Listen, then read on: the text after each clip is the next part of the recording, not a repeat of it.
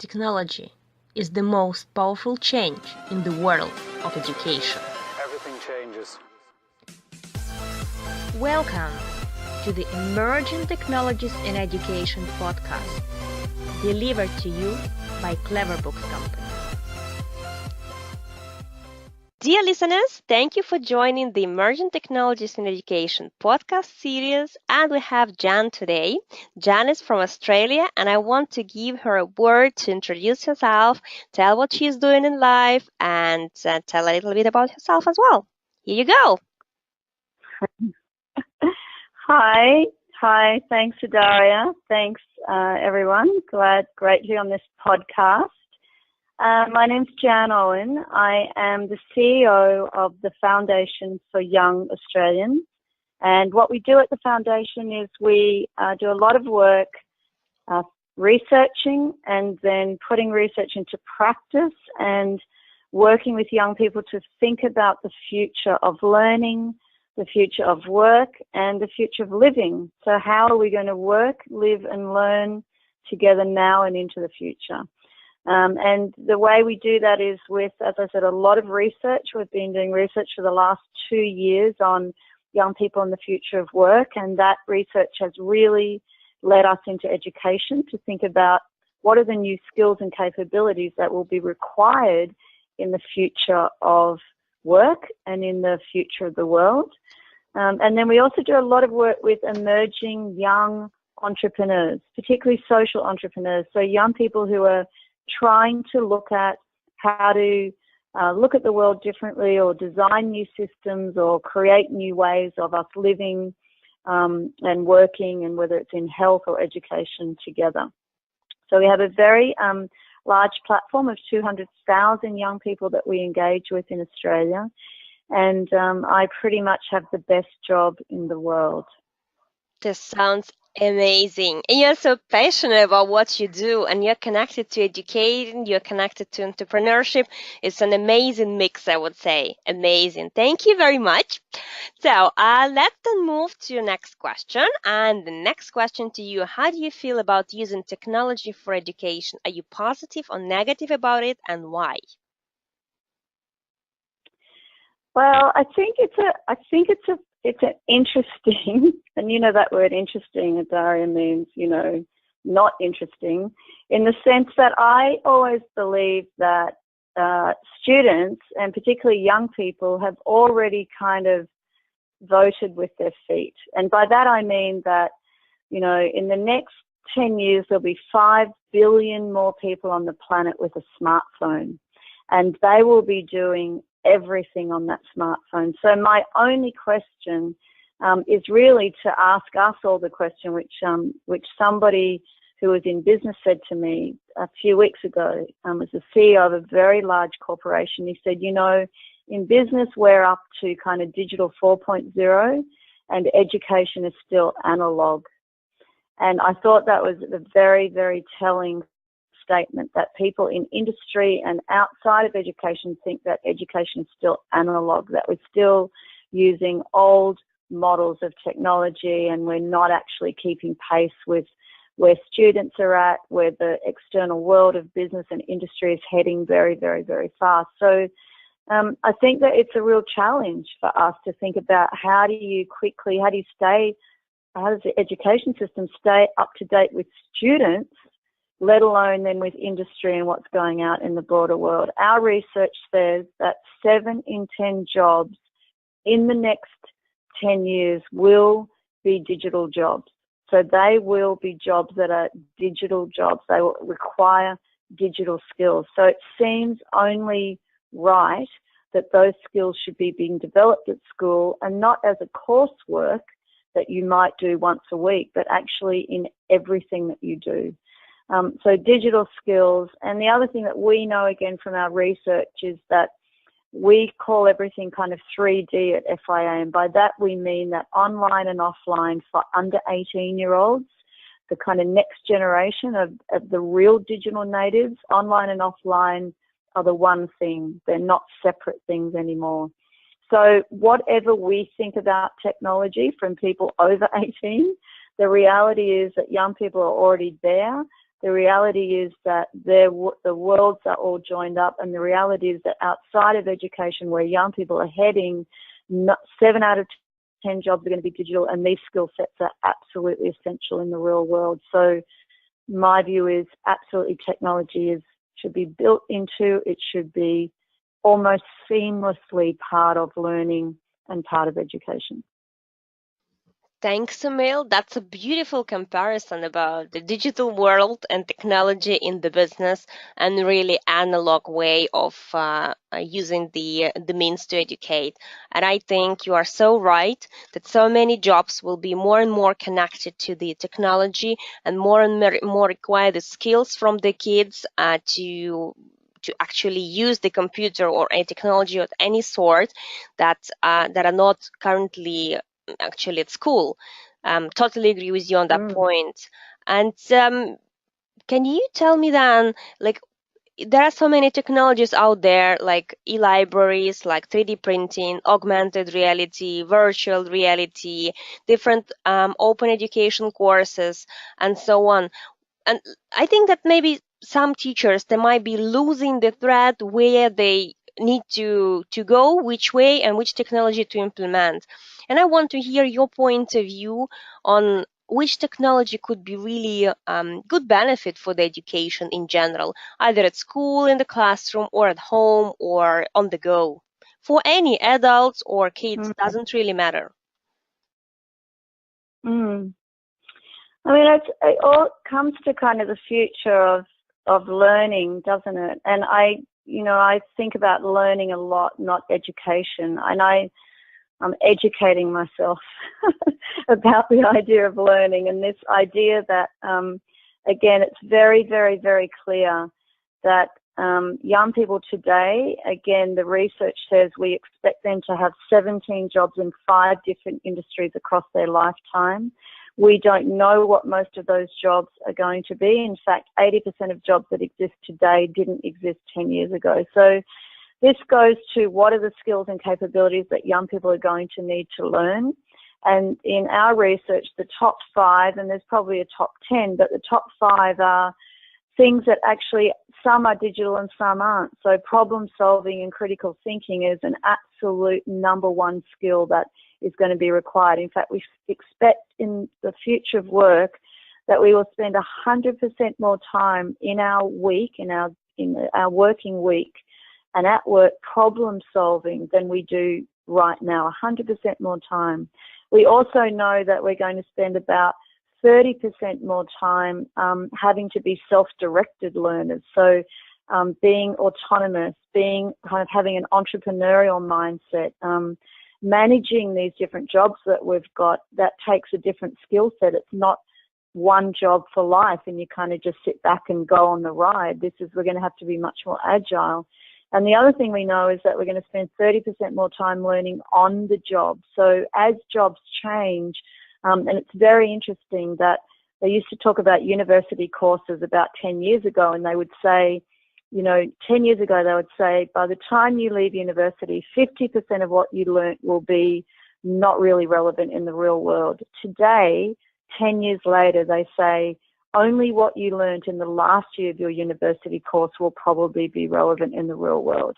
So on-the-job learning is going to be absolutely part of what everyone's going to do. And that means there'll be a lot of ways of learning. There will be ways that you learn with self-directed learning, which will be, again, on your smartphone through a micro-credentialed or short course. And I just see school and education becoming much more like that. I think the idea that we join up these different skills and ways of learning using technology is what's really, really powerfully important. But our skill sets are going to be very, we'll have some skill sets that make us so much more human in the future, but underpinning those will be lots of technology, and we're going to need to be able to utilize that technology. And I like to think a lot about, I went to school last week actually in Australia, and it was amazing because it had this beautiful, incredible farm, and on the farm, that's one of the projects at the schools, they sell produce, but of course that produce is also sold online, and there's an entire platform that the students have built to sell their produce. So some of it's sold at the school gate, but some of it's also sold and distributed, and they've had to use a lot of tech to run that project at their school.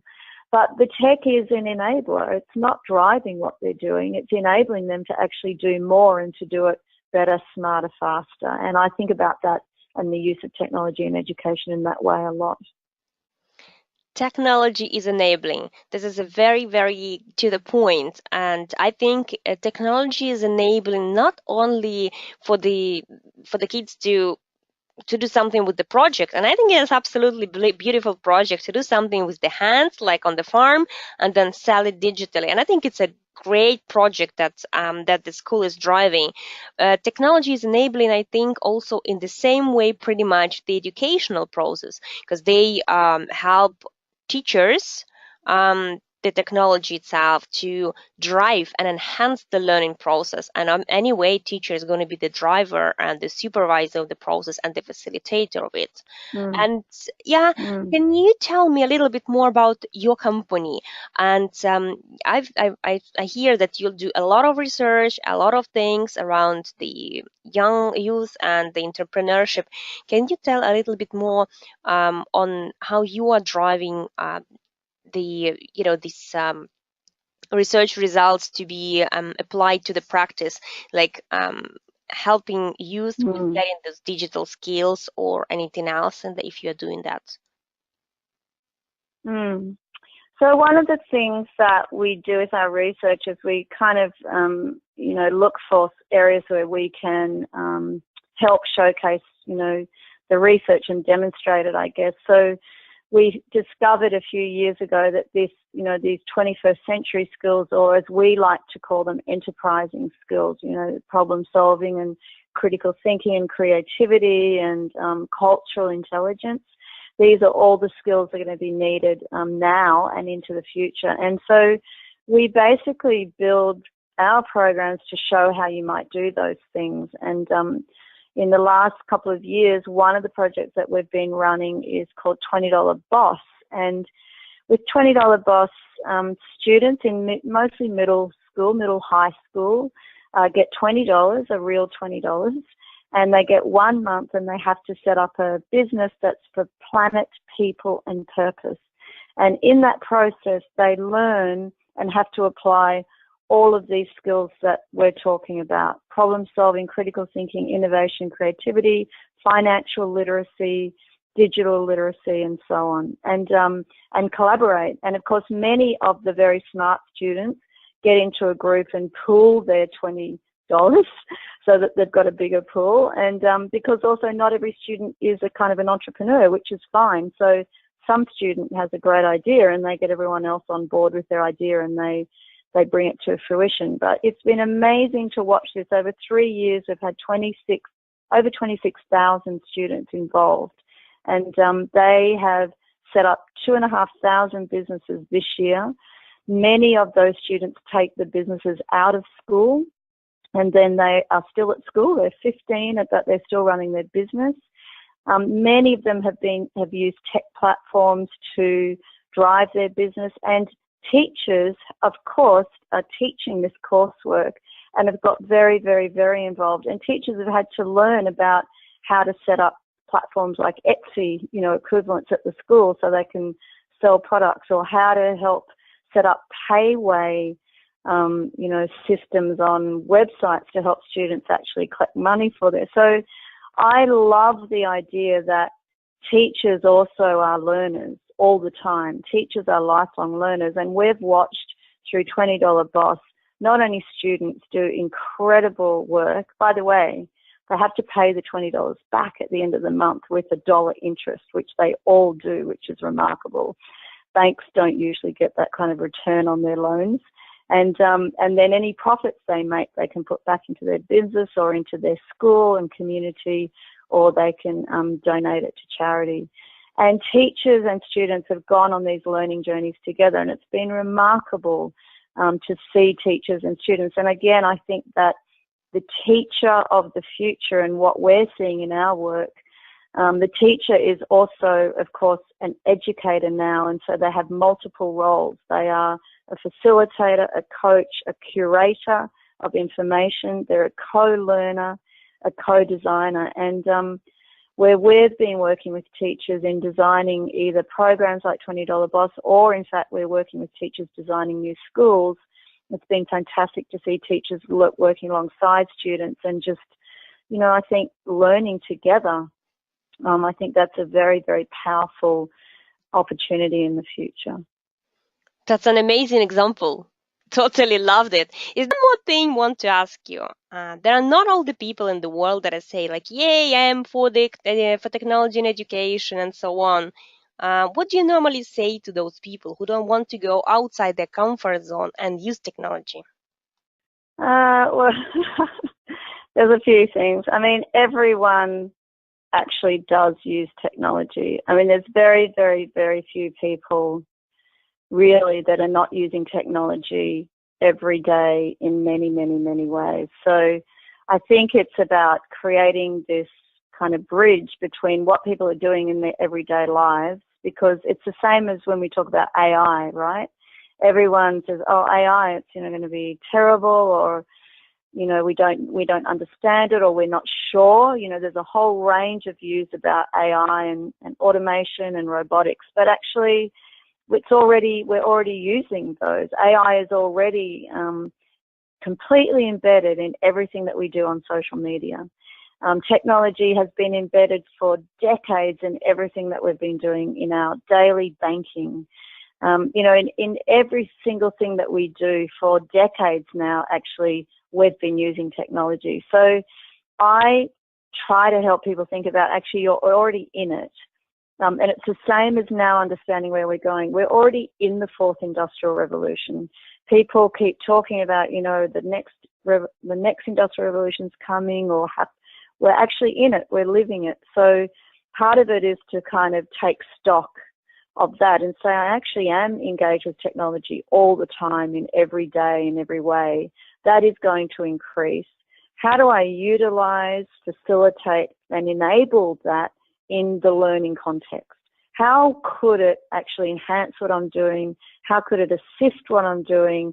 How could it aid what I'm doing? How does it give students more agency in their own learning and in their own inquiry-based learning to use technology? And so in understanding that, A, you're already in it, and B, actually thinking about how could it enable and facilitate, and how could students, then it's less about kind of your fears and challenges around it, and more about your curiosity and your interest in learning about it and how you might use it better. I'm certainly not a kind of a blanket, it's everything and it's got to be everything and it's the entire future. I think that technology is going to enable educators to be very, very powerful agents for their students and incredible facilitators of learning. I think technology is going to enhance students' own experience of learning. I think what technology can do in giving individual program plans and lessons and learning and data.